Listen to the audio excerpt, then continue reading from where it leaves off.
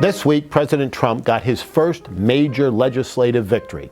Most of his successes up until now have been through appointment and executive action, where he's used executive orders to undo much of what Barack Obama put into place during his administration. By the slimmest of majorities, 217 to 213, the House of Representatives passed the so-called repeal and replacement of Obamacare. What that meant was that no Democrats voted for the package and 20 Republicans voted against their colleagues to produce what was greeted with great celebration by the White House and a Rose Garden festivities following.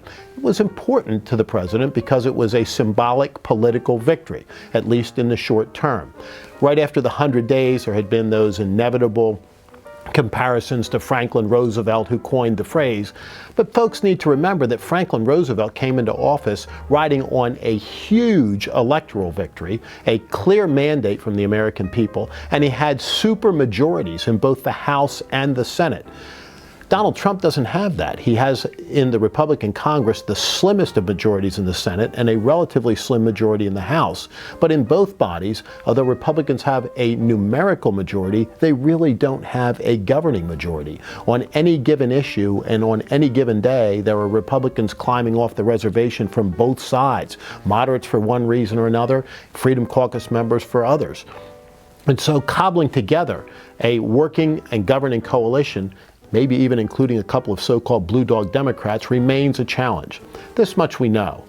The bill now goes to the Senate, where it is unquestionably going to be changed. It's going to come back, and we'll see how that process works its way out. But one of the things we're not hearing from the Democrats is the shambles that Obamacare is in, with premiums going up, choices going down, and insurers fleeing in droves.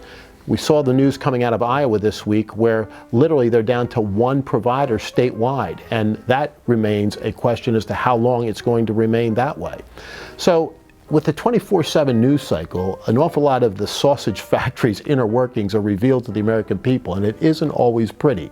Folks are always looking for an ideal world. In an ideal world, we never would have had this in the first place. But once a 2,700-page piece of legislation is put into place and has 7 years to grow very deep roots, it's going to take more than just a little bit of hacking away to get rid of it. And then, of course, comes the tough question of how it's ultimately replaced.